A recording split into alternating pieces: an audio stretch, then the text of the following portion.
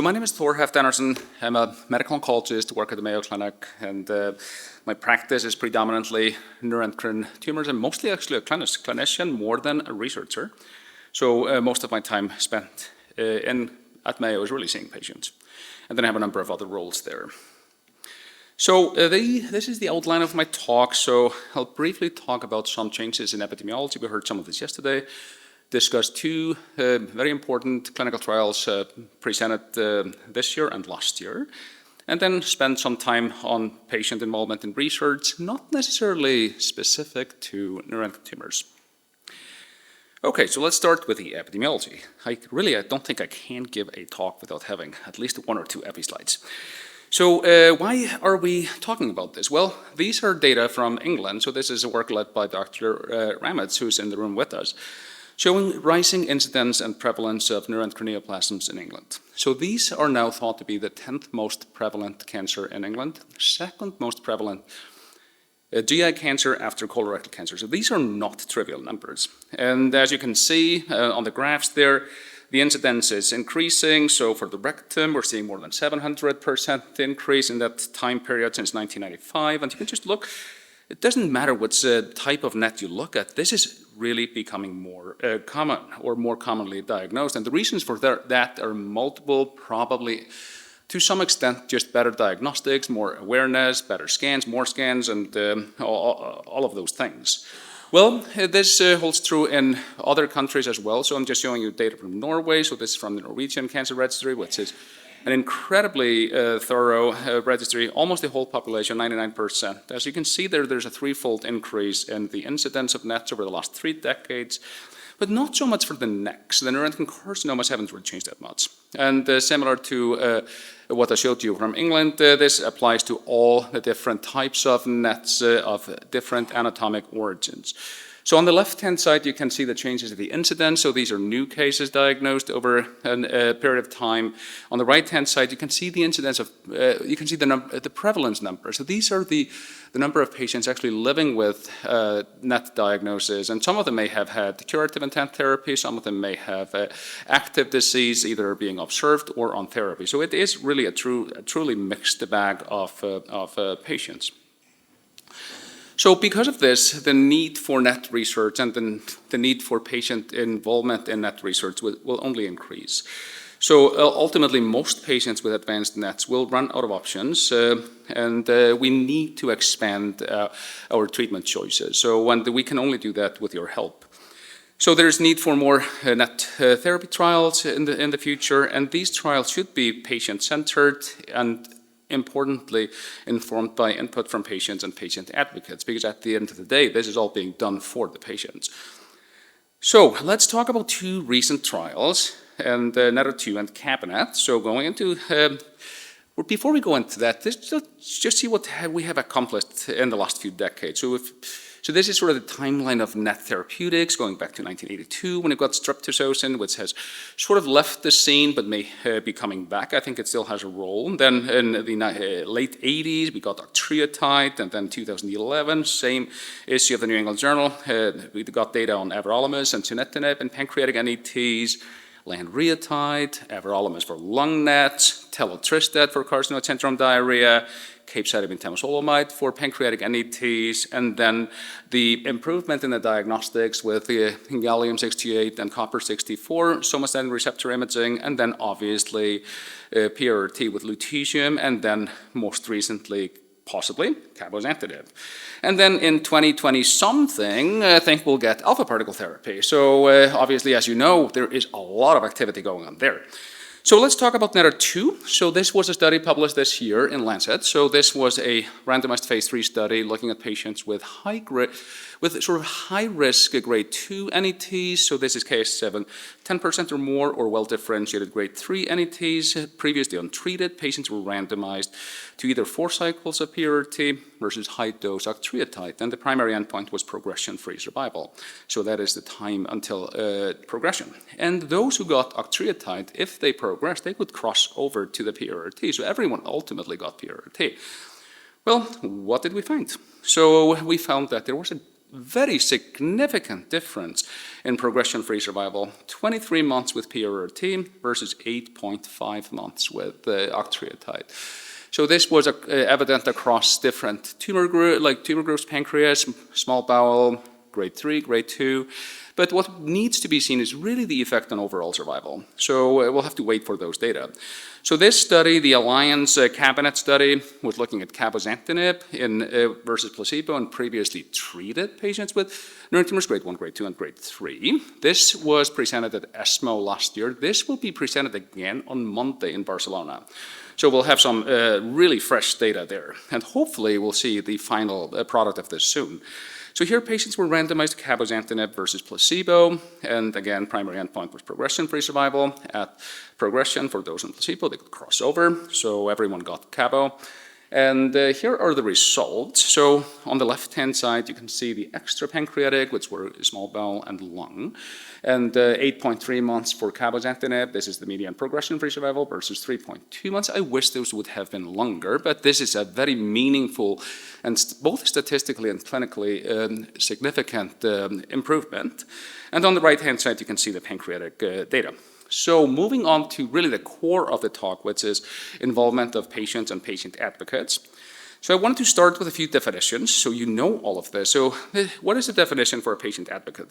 So it's a person with lived experience, either as a patient with cancer or a cancer survivor, or an informed caregiver or care of a person with cancer, who is engaged in advancing something larger for themselves and their community, including increasing awareness, access to resources, and advancing research.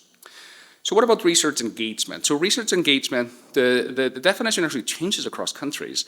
So this is the one that we have in the US. So it's active, meaningful, and collaborative interaction between patient advocates and researchers across all stages of the research process.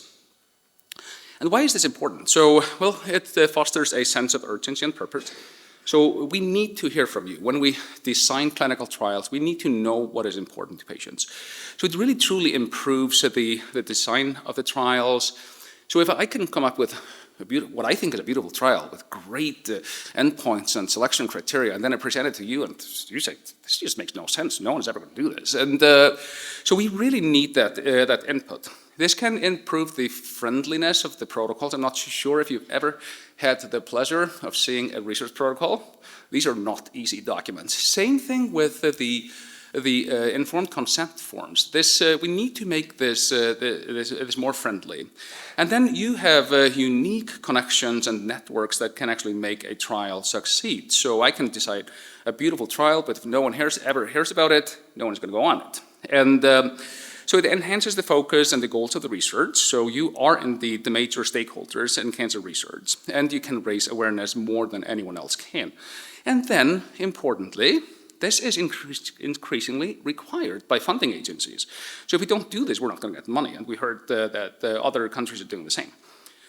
So this is what I sometimes discuss as the research continuum. So what is research, clinical research? So you can see we go from basic science research in the lab to translational research, clinical research, implementation research, and then ultimately to me as a clinical practitioner in the clinic. So I think patient advocates and patients can really help with clinical research. So these are the phase 3 trials, but also actually with translational research, and they can actually help with basic science research as well. Implementation research with the pragmatic trials, phase 4 trials, and then clinical practice with patient-reported outcome studies. And indeed, there's a huge study going on, thousands of patients, neuron tumor patients reporting into a study called NetPro in the US. So there's really a lot of different opportunities for patients to get involved. And so where can patients or patient advocates participate? So as I said, pretty much at any part in the research process. And they can provide valuable contributions in terms of like feasibility, acceptability, relevance, and engagement. So how do we actually get this done? So a reasonable first step is to create a committee of advocates to collaborate with the Cancer Center team. So you need to identify identify the need for involvement, recognize the common cause between the patients and the institutions, and then assemble a group. And ultimately the group, so I'm not going to read this out to you, but really the group that you have for that project should be reflective of the community served by that research. So essentially what that means is that for different projects, you need different types of groups. So you have to have a collective mission to integrate the patient perspective with the institution's goals, and to promote research that is patient-centered, obviously, evidence-based, and we'll hear more about that later, and accessible to as many as possible. And then there have to be defined roles, rules, and responsibilities. So best to do this with written guidelines where the members agree to follow. And you need to be committed to the project, spend some time on this, and be engaged. And there has to be bi-directional communication going back and forth between the research team and the advocates. And you have to really understand the project. I sometimes say that I participate in projects that I really don't fully understand the basic science behind, but I understand the clinical part of it. And that's really what we need. So this is what it could look like from an institutional perspective. So the cancer or the institution, they are committed to informing and educating and supporting a team of researchers, which includes the scientists or the clinical researchers, the advocates, and even learners or students. And that can lead to several different things, including raising awareness for the general public, improved communication, aligning the research focus with aligning the focus of the institutions and patients, can help with funding, and then can help sustain this ongoing sort of collaboration between advocates and the researchers. And this sort of has this feedback loop, feedbacks into the institution, and as we do more of this, we get better at it. So here are some challenges and opportunities. This is from a breast cancer journal, and I actually found this really helpful. I won't read it all, but for us, the researchers, we don't always understand why patients should be involved in this, and we can have some short-term goals and long-term goals. So, and for example, researchers are worried about saying the wrong thing. They are not used to working with patients. So we need to create these support spaces where we can really have this bi-directional discussion, and then ultimately create sort of long-term goals for training programs. And researchers don't really know how to start working with you. So that's another thing we need to do, is to make sure that the patients and patient advocates do get some time spent with the researchers to talk about how they can contribute. And this could ultimately lead into more sort of sustained platforms where this becomes, I wouldn't say more automated, it shouldn't be automated, but it's just more easier to do. And then researchers may not know how to include patients and patient advocates in their projects, and we need to create some programs to make that easier. So I found this a helpful sort of discussion of some of the challenges and the opportunities that we're dealing with. Well, so the final few slides, just wanted to talk about the role of patients and patient advocates in clinical trials, because that's most of my research is outcomes research and trials. So this is a helpful sort of schematic of the life cycle of a clinical trial. Starts with an idea development, and then we sort of work on that idea, ultimately leads to an activation of a clinical trial, conduct of a clinical trial with enrollment. There is a certain oversight that when we have the data, we analyze it, we publish it, we close it. And the patients and the advocates can really get involved in all of these stages, but some of them may be more than others, especially the design of the clinical trial and the conduct of a clinical trial. So, and then it extends beyond the trial design. So once the trial is designed and opened, well, again, raising awareness, letting people know that there is a trial open that fits with this particular group of patients is very important. And this actually has been shown to be very successful for rare diseases. We have data from sarcoma, from a lot of benign inherited conditions, where we, leveraging the patient advocacy groups, has been absolutely critical for success of those trials. And then reporting the results. I think that's what hasn't really been discussed that much. So the patients and the advocates are taking on a more active role. And sometimes it's just to make sure that the reporting is fair, unbiased, and accessible. And sometimes, and I will be frank with you, that sometimes the researchers or the funding agencies or pharma will try to put a positive spin on the trial, and it's helpful to have the patients provide the patient experience. So for example, if you have a drug that's marginally effective but very toxic, that may not be a very clinically relevant drug. So this is how I think about it. The activation of a clinical trial starts with a concept, whether that comes from a cooperative group, industry, or within your institution. And then we go through some, what I call sort of institutional processes for assessing feasibility. Well, if it's not a feasible trial, we stop it. If it is, we send it to scientific review. If the science is not sound, we stop the activation.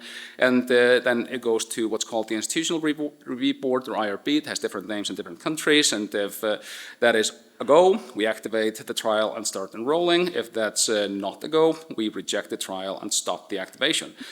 But where do patients fit in? Well, in here, in the design stage, as I said before, this is very critical to have patients and advocates involved.